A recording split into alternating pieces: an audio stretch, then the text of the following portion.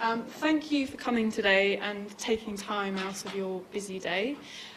This is our first ever media training session aimed at academics in the faculty. So thank you for coming.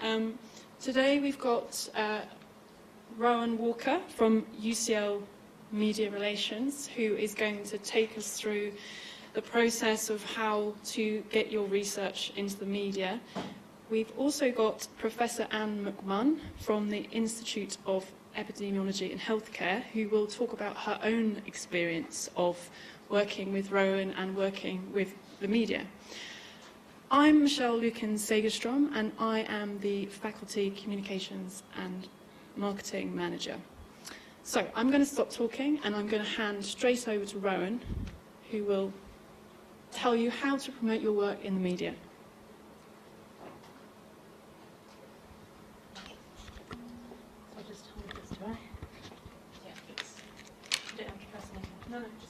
Haven't done this before with this. Have to excuse me, I've got a cold, but hopefully you can hear me all right. So some of you may have worked with me or emailed or media relations before. Can I just get a quick show of hands, anyone who's worked with a media office, just to get an idea? Recognise some people. Great, all hopefully been a positive experience. And I think, as Michelle said, this session is about how we can work with you to best promote your work in the media, but it's not always, there isn't always a successful finish, because not because what you do may not be of interest to people reading it, but just because of the way the media works. And we're going to just talk a bit about that today, and about how we can sort of maximise the chances of getting your research promoted, and if getting it in national media, which is who we work with most at UCL, isn't an option, or it doesn't end up on the front pages or in a newspaper, on the radio and broadcast, what other channels there are. So I'm going to go through a bit, and obviously if some of you work with media, some of this might be quite straightforward, but we'll have a time for questions at the end, and hopefully it will bring up some new thoughts or ways to think about how we tell our stories to the media. So just going through what we're going to do in this session, really, where's your first point of contact in the UCL Media Relations team? That's me, but we do have a team of 9. So depending on what what scope or what support you're looking for, there might be other people you work with in my team. For example, our director and our head of media might be more involved with crisis communications or trying to keep things out of the paper, but I'm really your main contact for trying to get your research in the papers. And we're going to talk a bit about why do media, which is a pretty important question. Hopefully you're all interested in doing it, that's why you're here, and can see there's value to it.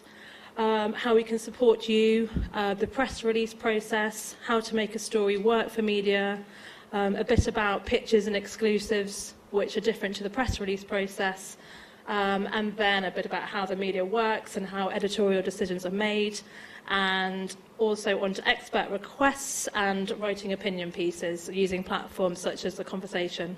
Don't know if anyone's written for them or heard of them at all. Yeah, some there. So to give you a bit of before I move on to that, background on myself, I worked at UCL for 6 years now, 2 years at IOE before I joined, and I now do all the media, or I lead on media for health, population health and education.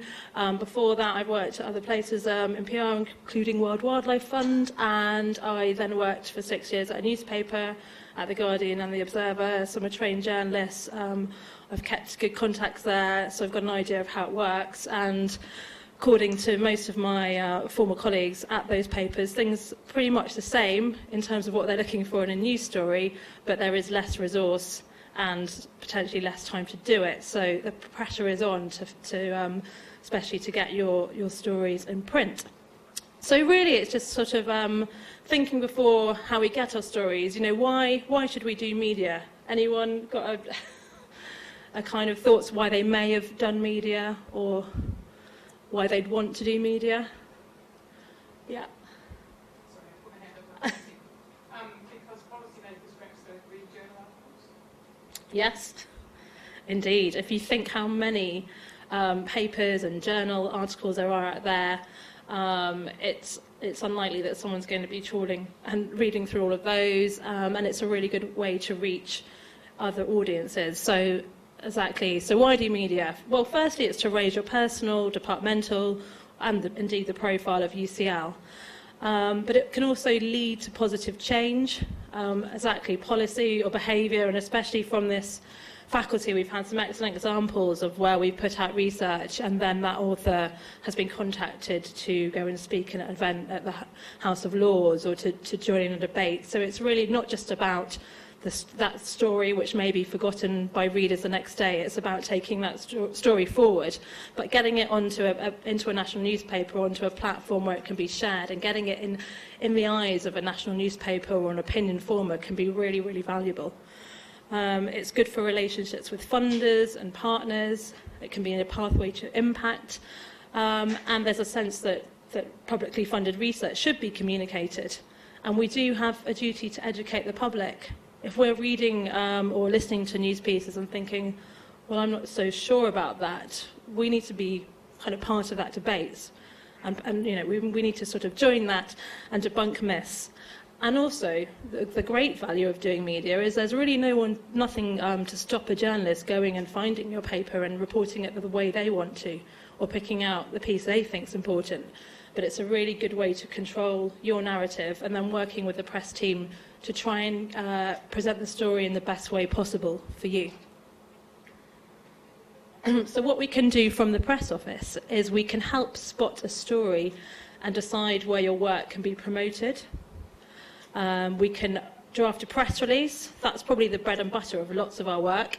Putting together, so spending time reading your paper, going through questions we have is a really useful process I have with academics, especially on more complex papers, because hopefully those would be the same kind of questions that a journalist may ask you.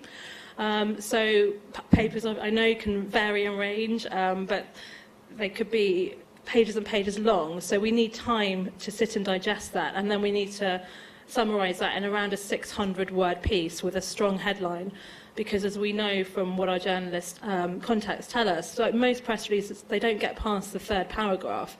So really, for most things we're sending out, you know, putting in more than one or two quotes from an author isn't really going to be that helpful. We really need to catch their attention in the first 3 paragraphs. And then beyond that, they don't really want to necessarily regurgitate the press release, unless it's a really good one, hopefully, but they want to have something that's exclusive for their readers and their paper.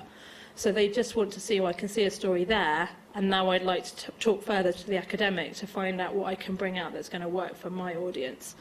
So there's the press release. Not all pieces, many papers or bits of research won't work for a general press release.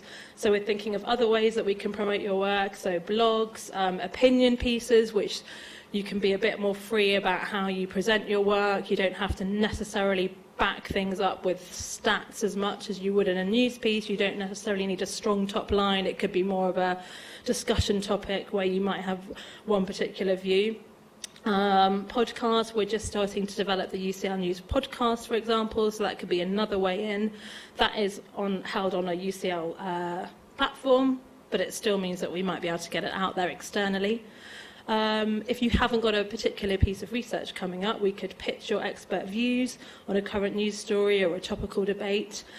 We've currently just got our own mini TV studio on campus at UCL called Globelinks, and every morning we get a list of experts they're looking for, and then we will go around the university and try and fix someone up, and then you just go and do your live interview from that studio at UCL. That's quite sort of a new handy function we have. Again, that will depend on how quick we are. So again, it's all about if you see something breaking in the news and you think, oh, I could comment on this, then someone's on call 24/7, or just email us, because if we can see a media opportunity, we will, definitely try and take that forward as quick as possible. We can advise your media interviews. We liaise with co-authors, other institutions, journals and funders. So, for example, if you have a piece of research coming out and they say, oh, it should be out in, I don't know, as soon as the proofs are back, I'm not quite sure when. That's quite hard for us to work with. So what I found, most journals are really accommodating about agreeing a date or a not before date. So we can say, right, let's set this in 2 to 3 weeks from now. That would be a kind of ideal for me working in the press office, because we're working on so many papers at once. So saying the paper's coming out tomorrow, sometimes today it's really hard then to work with, because you spent so much time working on the research. You can imagine it's just for us to then put something together. We can't do it that quickly. And then, of course, on the other side, if you're involved in an issue you want to keep out of the media, or you think down the line could cause reputational damage or even personal damage, then please do contact us. We can advise on that as well. And actually, a lot of our work in the press office is doing that. But yes, we need advance notice and time, if possible. So a quick, well, it doesn't have to be quick, but run through the press release process. Just again, like experience, has anyone written a press release or worked with us on a press release, and how did you find the process? Anyone? No? Helpful? Okay, good. So it's, again, telling us when a paper is accepted as soon as you know. We then need to read the paper, assess it for media potential, work out how we can sum it up in less than 600 words with a clear headline, a key finding and a quote. So it sounds easy, and that's what we want to make it look like. We want to make it look as simple as possible, that someone in their busy schedule with all their millions of emails sitting on a news desk can really clearly see what the headline of this story would be. So quite often we'll look back at our press release and we'll compare it with the headline coverage and hope that it's pretty much the same. And obviously there will be variants depending on the outlet and the paper. And once we've agreed with you on the press release, we'll then send that out to media. And that can often take 15 different versions of the press release. So it's not just a case of like, oh, right, I'm just going to write this press release, or sending over perhaps a pre-written press release. It's really getting it right, because we've only got one chance to send it over to media. So it's really important there. Yeah. Is there a copyright in the press release, or can they actually rewrite it? There's no, that's, you know, it's, I don't know what the official term is, but that press release can then be completely lifted. And they can also reinterpret it. Which is obviously often a nervousness of academics putting their papers out there to get the wrong inference gets taken. Yes, so that's exactly why we wanted to get the press release right with you, so that... So at least it will sit on UCL's website correct, even if it's around the rest of the world incorrect. Yeah, and so the idea of that press release is to get someone's initial attention, and then for them to say, oh, I like the sound of that, can I have a look at the paper, can I speak to the academic? And then in that process you can take it a bit further. But the idea is, even if that press release was published as it was, that's what we'd be quite pleased about, because that's our story, that's us controlling the narrative. We don't usually get to see advanced copy of what people will write, so they could take that press release. But most of the people who work, especially on the health side, want to be really accurate, and there is less sort of room, I'd say, from some of the other areas I work in, of, you know, it's being misinterpreted. That said, of course, that can happen, or someone will pick up something they think is more interesting for their audience. So that's, again, so if your paper's coming out in a journal on whatever Thursday, we try and issue it 2 days before, so on a Tuesday, and we put a midnight embargo ideally on Thursday, so it's ready to go into print that Thursday morning. And that 2 days we found is the best amount of time to not let it be forgotten, but also to give that journalist time to speak to you, to have a look at it. So if they haven't got much time to have a look at the paper. So if it's complex, then we can also provide supplementary material. But it's really thinking in advance what they might ask or what they might want. For example, I've got one coming out hopefully tomorrow, you'll see in the press, about Brexit and a link between anxiety disorder and migrants in the UK. They compared people living in areas of higher proportion of Leave voters and less Leave voters, and the Daily Mail have just got back to me and said, oh yeah, we really want to run the story, but can you please let us know which areas they were? But the data doesn't lend itself to that, and also we can't provide a case study. So lots of the times, you know, they're really interested in the story, but it's thinking about what they'll want, and that can sometimes be, you know, that can sometimes sort of stop your story going in, unfortunately. Right, on to, so putting the press release out, and then hopefully that will get some coverage in a paper. And then in that time as well, in that 2 days, while the journalists are looking at it under embargo, they might set up some interviews with you, and we can provide media training on one-to-one interviews and how you deliver key messages and things like that. And then once that has been published, the paper's been published, we'll then stick that press release up as a news story on the Newsroom website, and we'll also tweet out usually the piece of preferred coverage, or one that gets most followers, or that type of thing. And then we will share it with faculty channels as well, or retweet each other's news. And then we'll also monitor coverage, so often that's hopefully the start of a process. You might get asked to write something on the back of that. And then we'd love to hear from you as well, which is something we're trying to find out more, is once it's gone in the papers, what then happens? And again, back to why did we do that? Oh, great, we've ticked the box of getting it in the paper, but is that really going to change anything? So it's then about feeding back to us and saying, oh yeah, because of that thing that went in the paper, this happened, or I can write for this, or I've been approached by the journalist again. And once you've got a good relationship with a journalist, or once they have written a piece about your research, they really do tend to come back to us and say, oh, we'd love to speak to that person again, or they know that if they wanted to speak to someone in that area of research, that you would be a good bet, rather than going to one of the other universities or another academic. Right.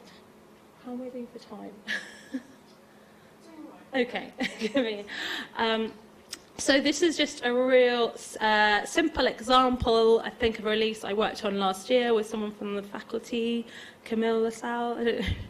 And this one went really big, I think bigger than we both thought.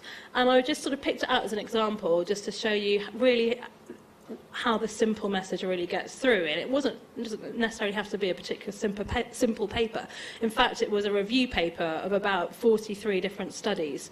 So it was actually quite hard to find one clear finding. But overall, we went with follow plant-rich diets to help prevent depression. Try and keep our headline, but that pretty much sums up what it is. One of the sort of internal debates we had were like, oh, well, it is kind of like a Mediterranean diet, but it wasn't exactly a Mediterranean diet. So that's why we decided, rather than saying Mediterranean diet, help prevent depression, because the author was very clear. She was like, well, I don't just want to imply that if you don't follow Mediterranean diet, you might follow another diet, which is going to link to or increase your risk of depression. So we went with a broader one, and then just this is how it was picked up. So BBC did go with Mediterranean diet may help prevent depression, and the Daily Mail went with eating a Mediterranean diet slashes the risk of depression by 1/3. So they went. So again, you can see the contrast in how the BBC were a bit more neutral, though they did still pick up on Mediterranean diet, because that's just a word. It's a bit of a buzzword that people use at the moment as a diet. Like, no one really kind of says, oh, have you heard about my plant-based diet? But they might do if we put it out. And then the Daily Mail took out one of the stats that we had halfway down the release. But again, we thought it was pretty fair, given we put it in the release.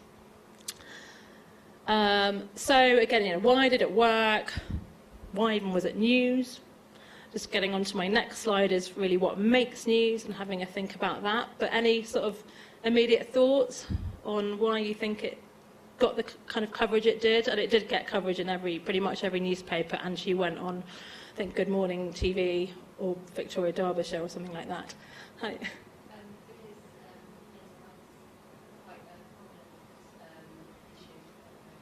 Yeah, exactly. I mean, this was last year, but I think yes, definitely. Like anything that's linking in to mental health and well-being is getting huge amounts of coverage at the moment, and there is a big interest in that. So finding when I'm speaking now to reporters who traditionally, I'm just thinking of someone on the top of my head, at The Guardian, who works on NHS policy, and he's, Dennis Campbell, he's called, if you look at his stuff, but he's now trying to branch out much more into mental health and well-being and a broader approach. So that was, definitely one reason I think it did.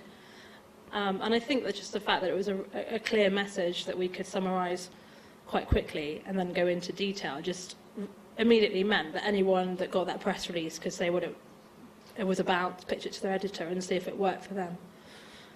And in terms of what sort of things then makes news for you, any sort of shout out any things that you think make the news or that shouldn't be in the news? What do you think something has to be to make it newsworthy?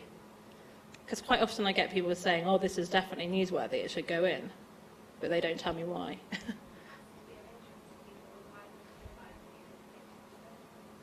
Yeah.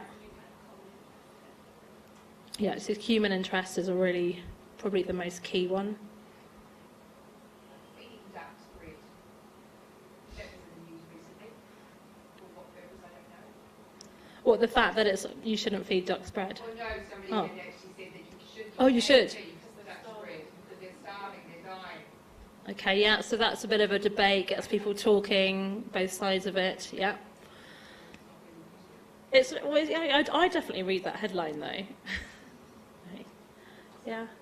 Anything that's relevant at the moment, so overall there's kind of a certain topic going on, and you try to feed something into that, immediately that discussion, or something might be interesting, but if it's not on the news or it's not a topic that's coming up a lot, people might not draw.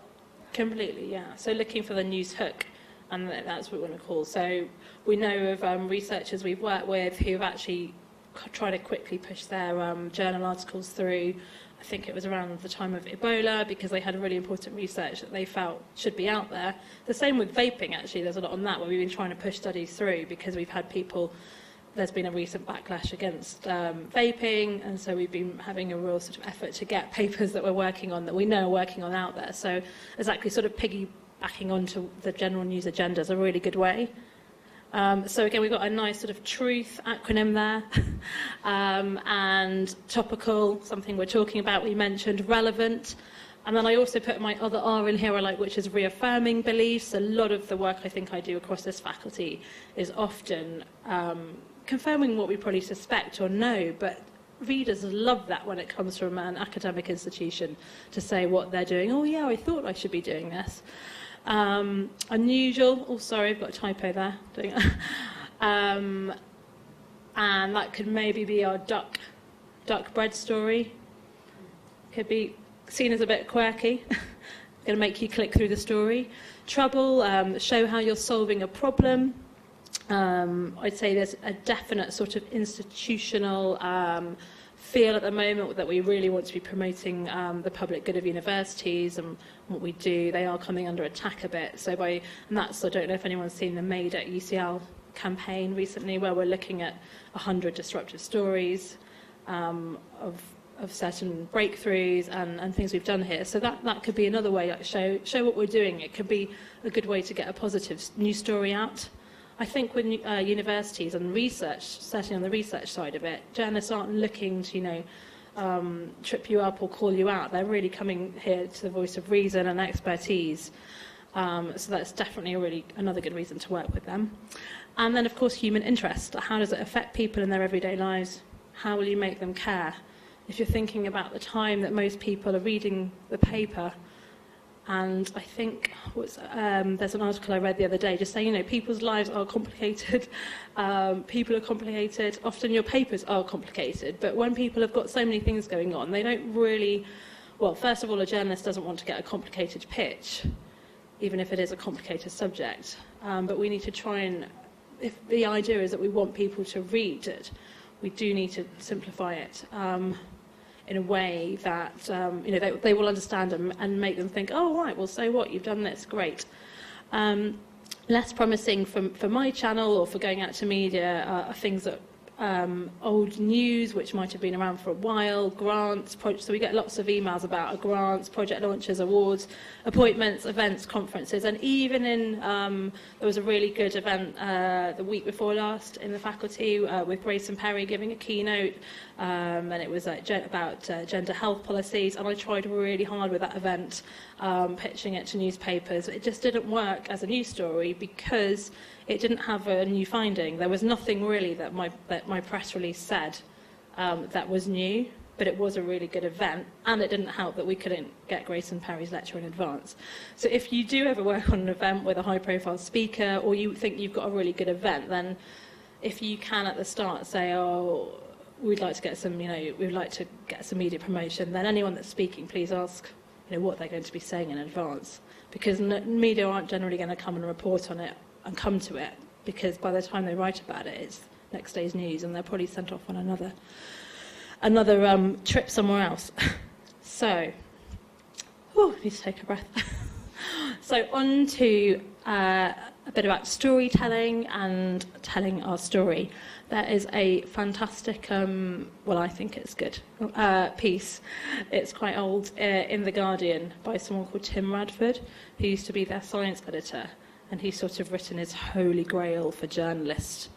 And it's really worth a read if you can Google it. And I just picked out a few things from it, because really you sort of have to maybe think as us in the press office like a mini pitching to a mini newspaper, because we've then got to take it forward to the journalists. And he says, a story will only ever say one big thing.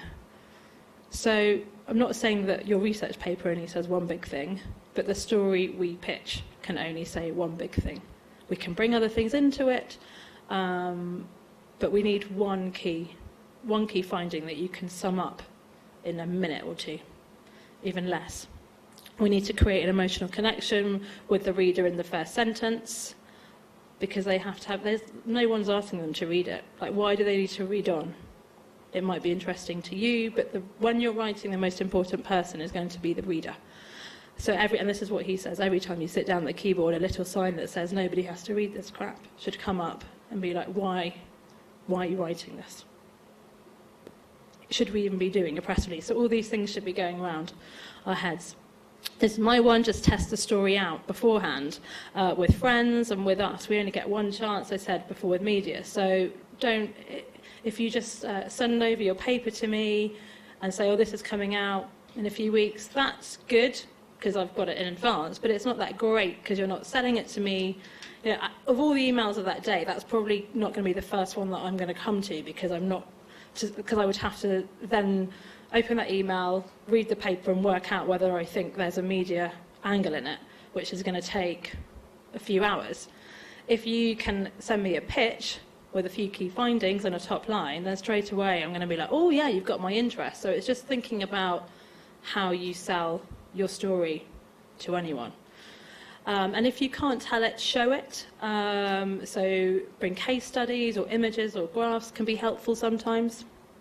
We have pitched in stories recently, literally just on a video, a YouTube video of someone's research that they did in the Amazon of a tribe of a 2-year-old using a machete, which we pitched the Telegraph. So it doesn't always have to be that, thinking, how am I going to write this up in a neat way? And sell yourself, and be available to tell the story, because that sometimes happens, that we have it come out and then someone's like, no, I can't do an interview with Sky News. So, it's quite upsetting, because you spend all this time working on it, and then we work on media, and then we didn't realise that you weren't going to be around then, or that you didn't want to do the broadcast. And I think that's absolutely fine if you don't want to do the interviews or the broadcast, but we can work with you on that, and also we can sort of guide you through the process, but you never have to do anything you don't want to. So we can handle all the immediate inquiries. So if it all gets too much, just send them over to the press office and we can deal with it. And a little bit about the newsroom. Is it a bit? You can see the bottom. So as I said, I worked in newspapers for 6 years. And where do journalists find stories from? A whole load of places, through investigations, legal proceedings.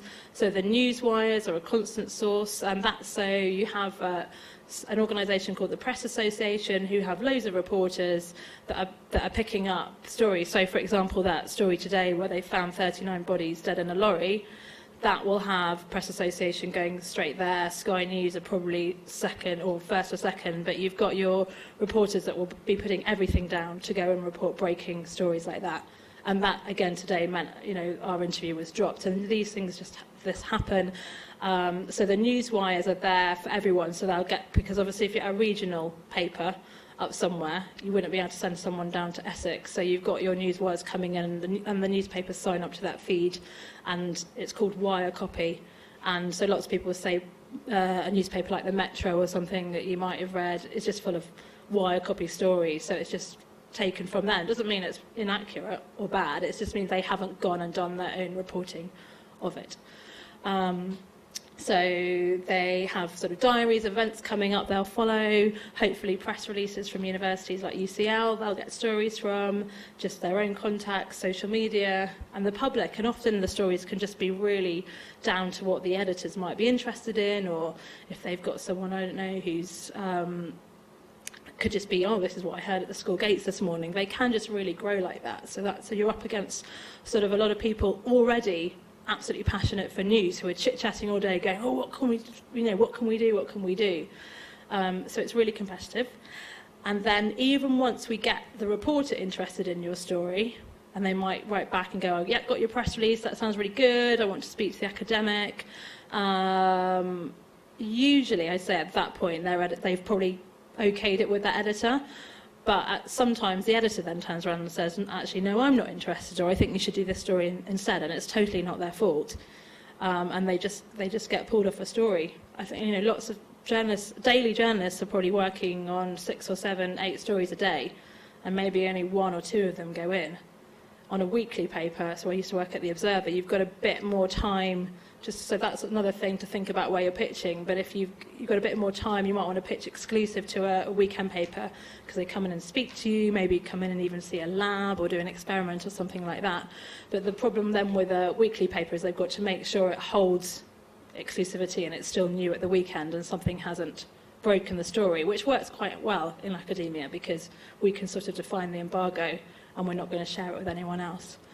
But in terms of journalists pitching stories, so they'll get their story, they'll have their list of stories, so there might be your UCL story, and then they'll go to the editor, and the editor will go around a room in the news conference and literally say, right, news, what have you got? What have you got from features? What have you got from sport? What have you got from, I don't know, world news, blah, blah, blah. And it's 2 minutes to sell in all your stories.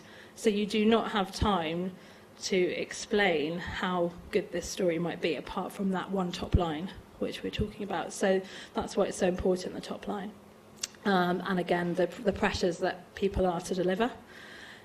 And of course, media is changing, so lots of stories are now, stories before that we would have waited to see them in print the next day are already up online.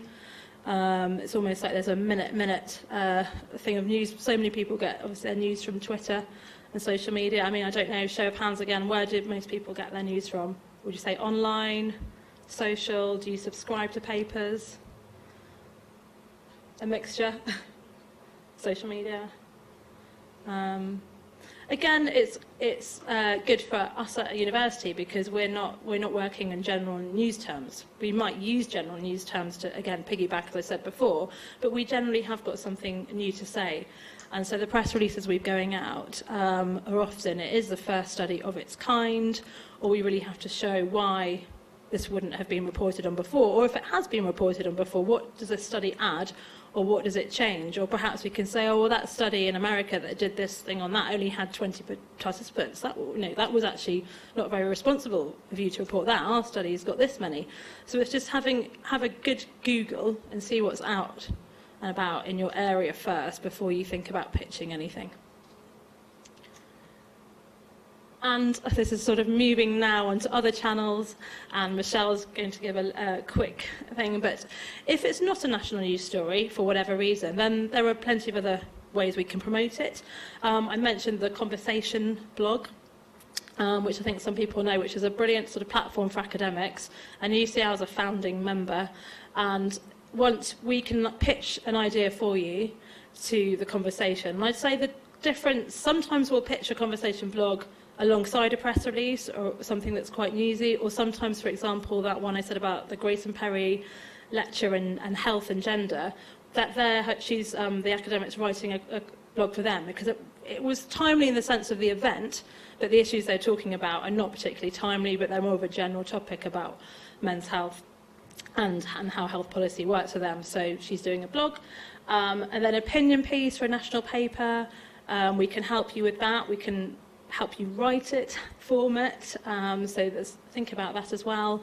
Expert comment, I said before, if you see something in the news you think you could comment on, please let us know. We also put out expert advisories. I say we're probably doing at least one a week now from the media team, which is looking ahead at what's coming up in the news, whether it be an election or Brexit or even something quite random like we did one like Pancake Day and how to make good pancakes, would you believe? We've got an expert for everything at UCL, so we can probably put your comment forward. Oh yes, a couple of examples. So this is the conversation I was talking about. This is Sarah Jackson in the faculty who wrote something based on her paper, which I think had already been out a while, and then they came back to this. So again, it fits in with the mental health focus. Having sex in older age can make you happier and healthier, new research. So I wouldn't say that's particularly a headline we would have gone for in a press release, but it worked quite well in a blog and as a way to draw people into more of a discussion piece. Here's a piece I worked on with Russell Viner from ICH. This was all around research he did about social media use and again linking to depression and well-being. And he felt quite strongly that he wanted to put a slightly different narrative out there, which was saying that the use of social media and screens isn't having a direct negative effect, but it's the things that it displaces, particularly in women or girls, younger girls, of sleep, of not getting enough exercise, of not seeing friends. But it wasn't per se social media. And so we took that press release further and we pitched it as a opinion piece to the Telegraph, so I helped him with that one.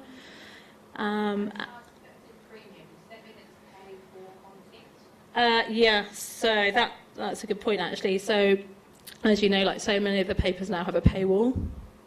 So again, it's worth thinking about whether you want to go for if you were going to go for somewhere, that's why we often go to the conversation, because you can then share that with all your colleagues or people you know. This is only available to people who sign up to the Telegraph.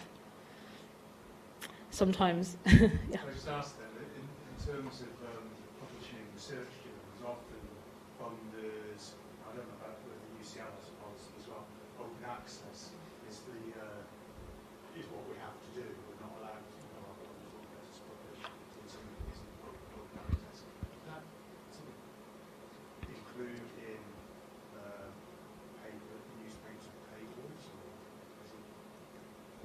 What if it's an open access paper? Well, yeah, I mean, papers are open. Often our funders will say all of our papers have to be open access. I'm just wondering whether it has an implication for putting, if you put your work in a non-open access. I think, well, it doesn't stop that. I don't think so, because it's not the actual, it's still not, all it's doing is increasing, it's making more people aware of that paper and being able to find that paper, so I think they'd be supportive of it. But the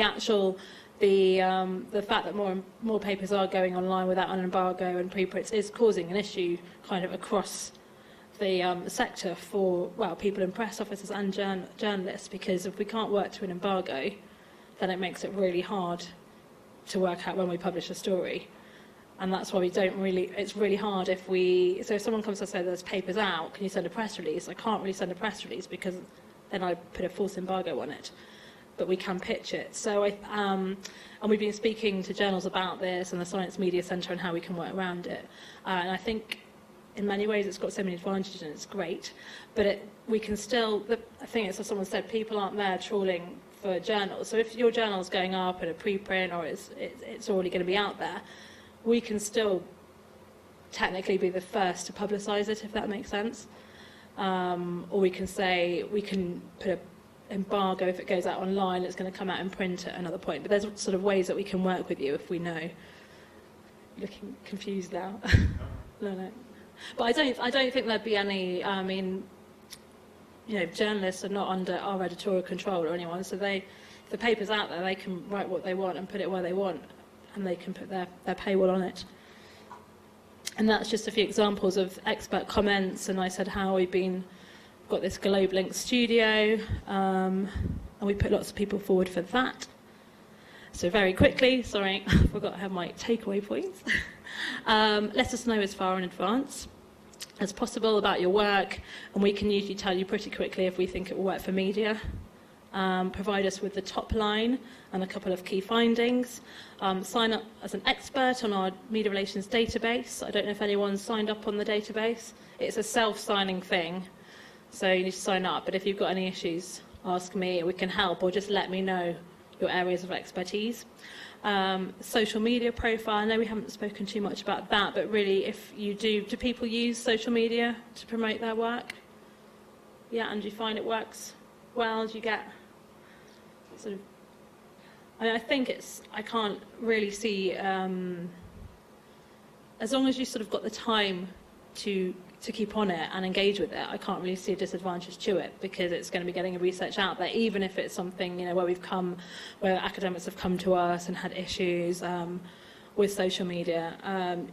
I do think it's a good thing to do, and we're developing a UCL social media guideline sort of pack toolkit at the moment, so there are people you can speak to within the communications and marketing team who can advise if you're wondering about that. I think it would be really helpful to get more guidance on how to use Twitter to promote papers. You've been told a lot about it's a good idea, and you do it sporadic, but that if you should have a more serious approach to it, I think we can get our publications much wider and get a much better. So you mean from the UCL Twitter as opposed to your own personal Twitter? But also as a faculty, for example, that if you, for example, as today you provide this training, but To do a social media one, yeah. specifically Yeah. Twitter training. Yeah, I think that's something that's, yeah. I think there's a huge appetite for Yeah, and once you do it, yeah, but you're just amateurs. Most of us are amateurs in that field. Yeah, and I think sort of even though it's not directly related, but a lot of this is about summarising your research and trying to get that top line, and that's why we often do the under 10 words headline, because that works really well for Twitter, it works really well for our content management system on UCL News as well as being easy to understand. So all these things of thinking about how you frame your story and telling your story should also lead into how it would make it easier to promote on social media as well, and thinking about pictures. So I have a comment on Twitter, and this also goes for news stories that allow you to have comments, and I know, so I've written a conversation that allows you to have comments as well, is that you get some real randoms and sometimes abusive people trying to have a conversation with you. And so I think there's a course there that I think we probably need about when to interact with those people and when not, and what it means, if you have a blanket policy not to interact. Some people don't have personality on Twitter in some sense, so they don't reply, they just post. And I think that's the line, particularly, because if you ever write, I often go and read the comments in the BBC because I find them amusing. But I imagine if I wrote the story, I probably wouldn't find it amusing. I'd find it quite insulting. Yeah, And it's a good point, and I think the issue, certainly because this does come up a lot, is that there isn't really there can't really be a policy. It is down to your personal preference about whether you choose to engage on Twitter or not, and if that is something that you feel is negative. I mean, some people really want to engage with that, and they really want to come back and say, what are you talking about? And that kind of gives them a thing. I think some comments and some things on social media obviously just aren't worth engaging, and you can probably work that out because they're just sort of nonsense or they can be abusive. But that is one thing bearing in mind. If you do go up on social media, you do lend yourself to people knowing who you are and doing it, and so you probably have to be a bit thick-skinned about it. But again, there's faculty channels or UCL channels that if you don't want to do it through your personal one, then you can do it, or you can ignore it. So that's obviously one to follow up on the social media. And again, there's other internal channels you can use to promote your work if there are things coming up, but please do ask me as well, and we can put you in touch with the right people. Invest in a good headshot. It's amazing the number of people who, we really want to run this story, this piece, can you send me a picture? And I don't have a bank of everyone's pictures. hand at all, and probably even if I did have some pictures, they may well not be the one you want or out of date. So it's always, if you are thinking of working with us on a press release, it is worth just having a picture in case people want to use it. And of course, don't forget to mention UCL in interviews if you can, because that way we only monitor for news stories that have UCL mentions, probably for obvious reasons, but it would be hard to kind of mention every single breakdown of faculty, so we have to sort of do it that way. And so sometimes we just don't pick up media that hasn't got a UCL mention, even if it's about our research or your research, which is a shame, and we can call places up and ask them to put it in. It just means that once we've got it, we get everything collated on a nice PDF, and we can share that with you, and it also means that we can then automatically tweet it out. So that helps. And then just, final reminders, this is our team of 9, so I'd be your main contact, so rowan.walker@ucl.ac.uk. Chase me if I don't ever get back to you, but I'm there. My mobile number's on the website as well. And hand over to Michelle. Thank you, Rowan. I just want to run through quickly, if your news doesn't get into the media, we do have lots of channels at faculty level, so we can help to get your story out more locally. At department institute level, we've also got a number of comms leads in each institute. I think some are here. Caroline is here at the back. So it would be useful for us when you are sort of maybe pitching in a story to Rowan, if you could also kind of link me in at faculty level, and also your comms lead within your institute, so that we know what's happening, and if that story doesn't get picked up, then perhaps we can put it out on our local channels. So let me just move this. So at faculty level, we have our faculty Twitter feed. We also have a news feed, which is on our faculty site, but that also goes across all your departmental sites as well.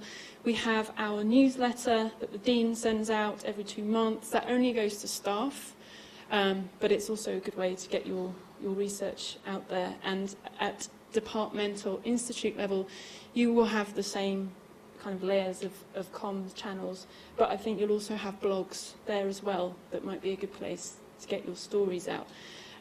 From my perspective, it's also good to know what you're doing, because I produce lots of print for any campaigns we might be doing. So, for instance, we're going to be producing some print that are profiling research stories from across the faculty. So if I know about stuff that you're doing, then I can try and include that in that kind of material. So I'm going to stop talking now and hand over to Anne, and she's going to talk about her experience in media. Thank you.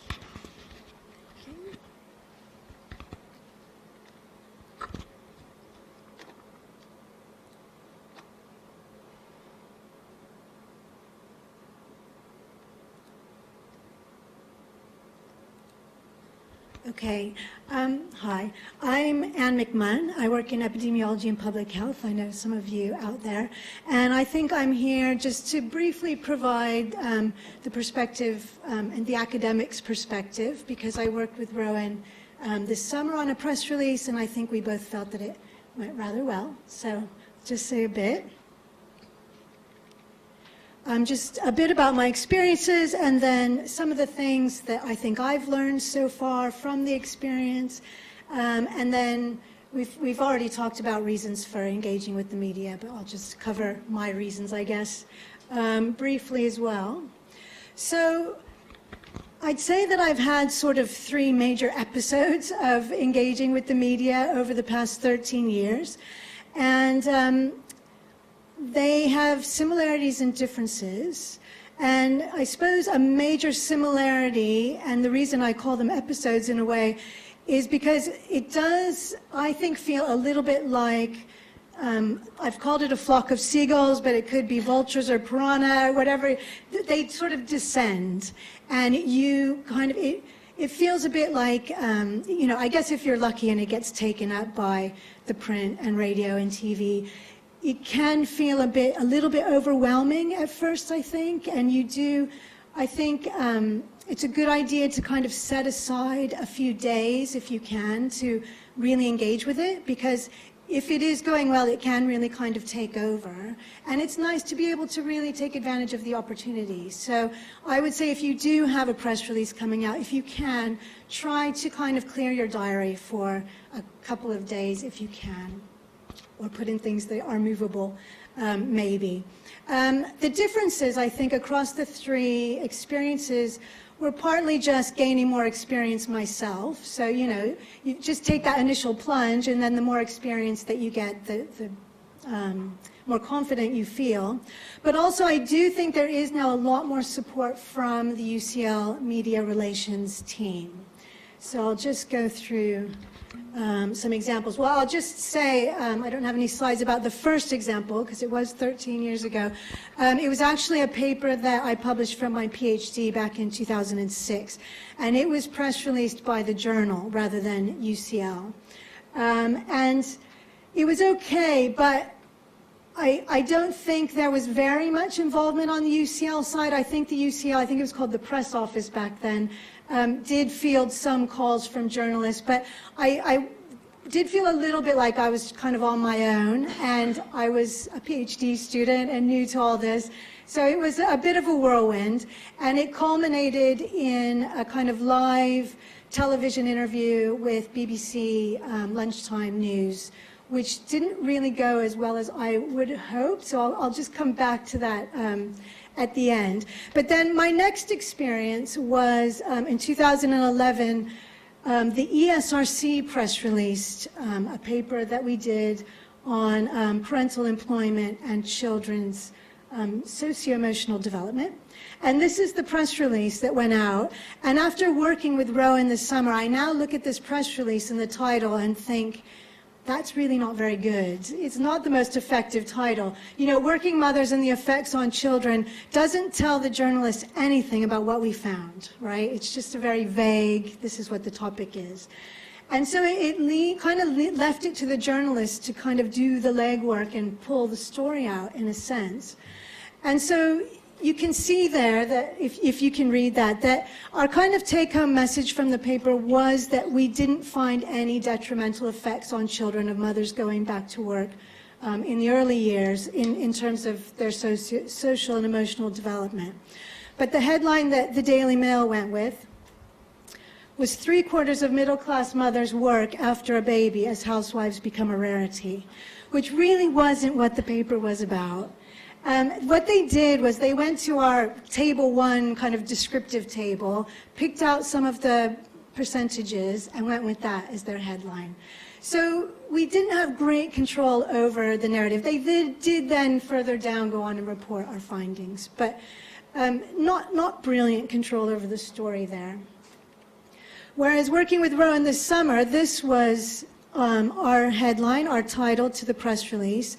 And I have to say that Rowan talked about kind of pulling the story out. And this, I think, was quite a complex, nuanced sociological paper.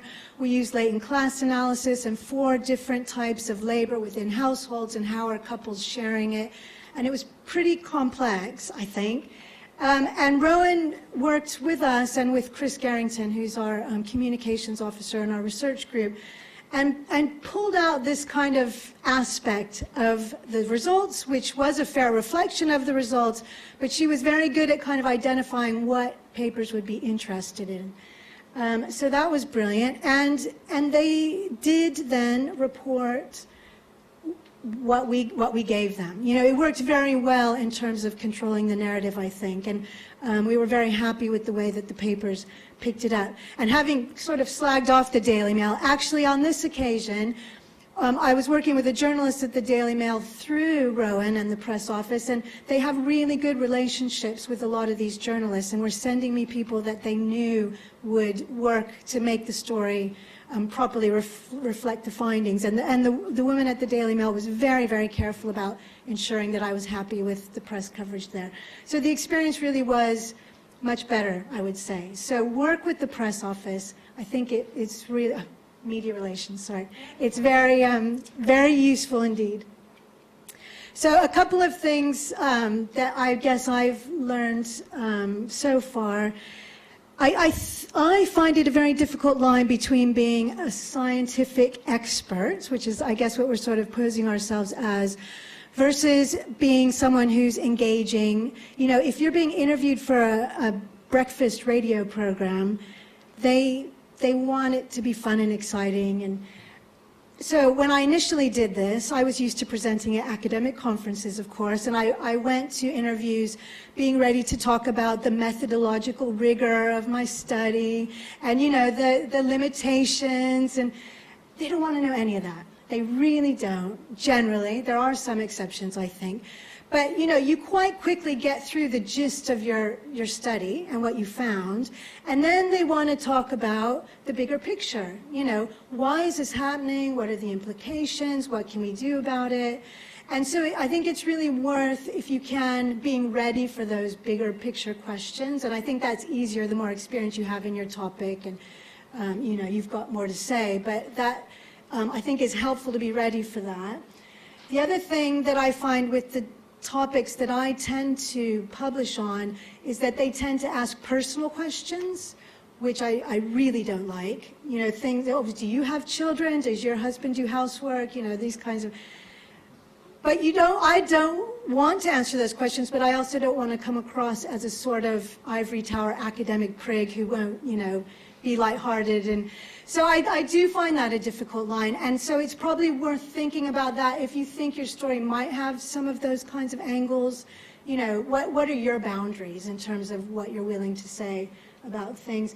And also your boundaries in terms of your professional opinion on things, because this summer I gave my mobile number to a couple of local BBC journalists, which may or may not be a good idea. I didn't seek advice on that. But because you're kind of trying to arrange different interviews over the course of the day, and sometimes you do interviews over your mobile phone. So then a few months later, I don't know if you saw in the media, but Mattel came out with a transgender doll that, you know, people could put, I don't know, different hair and clothes and make it a gender fluid doll. So I got this random call on my mobile asking what I thought about this doll. And so I had to make a quick decision about, well, yes, I have a strong personal opinion about the doll, but I don't feel that I have a professional judgment to make on that, so I declined to comment. But, you know, just being careful about what you feel comfortable, I think, providing your professional opinion on. And then tricky lines of questioning. So coming back to that BBC Live TV interview, which is pretty much all I remember from that first experience of the media. It was Riz Latif. I don't know if any of you know who she is, but she, the study was about obesity and women's employment histories in the 46 cohort, if any of you are familiar with it. And it showed that women who'd spent long periods of time out of the labor market looking after children ended up more likely to be obese in midlife than women who didn't. It was the take home. And she, in the live interview, said, well, you know, is it a good idea to be focusing on women's bodies when they already have so many concerns about body image? And I really wasn't ready for that question. And that was really tricky. And, you know, we got through it. And so I don't want to scare you off, but I think if you know, now I would be speaking with the media relations team before I went and did those interviews, and trying your story out, as Rowan says, just so that you can try to think about what might be some of the tricky angles that might come up. And be as ready for them as you can. But then the other thing is to say that, you know, if you kind of flub a question, it just really doesn't matter, and people do all the time. And so don't be too worried about it either. I think, you know, if you can be as relaxed as possible, it actually tends to go a lot more easily as well. Okay, and why to do it? I mean, Rowan's touched on this, or covered it thoroughly, actually. But, you know, impact, the impact agenda is important, and not really as a tick box exercise, right? I mean, we are using public money, and I do think we have a responsibility to ensure that the public hear about the results of that work. And this media work is an impact, but it can lead to impact. So, for example, on the maternal employment paper that we did, I then was invited to present the work at a Fabian Society event at the House of Commons. And ultimately, this was when Ed Miliband was head of the Labour Party. In their manifesto for the next election, they had, one of their policies was to have free childcare for children aged 2 and 3. And they cited that work as part of the discussion around that policy. So they didn't get into power and it didn't happen, so it was an impact. But, you know, you could see how ultimately it could have led to some proper impact, refable impact. But also there's impact that isn't refable. You know, I think with some of the topics that we work with, media does influence social norms and get people thinking about things, and that's a kind of impact as well. And I've had individuals get in touch with me after news stories sometimes and say, you know, you really made me feel better about being a working mother, or, you know, so individual impact, no bad thing. Yeah, the other thing too is that, you know, engaging with the media, I think, can change your own work. So when I had that interview with Riz Latif, another question she asked was, you know, that's all fine for the mothers, but what about the impact on the children? Which was part of my impetus for then going away and doing the work on maternal employment. So, you know, it can spark ideas. It's also, I think, really good to kind of test your ideas out there in the real world. You know, we're not hopefully in ivory towers anymore, but we do kind of work in bubbles, and it's good to kind of see what the general public think of things sometimes, I think. And you do begin to build a reputation as someone who's a bit of an authority in an area, potentially, which you may or may not be interested in doing. But I've certainly had repeat requests from, there's a journalist at BBC World Service who invited me to speak about the maternal employment stuff because he remembered the PhD work, and his mother was a lone parent who was employed, and so he felt he had a personal connection with the story. And so I think it can, if you're interested in engaging, then it helps to kind of repeat engage, if you like. So I think that's all I had.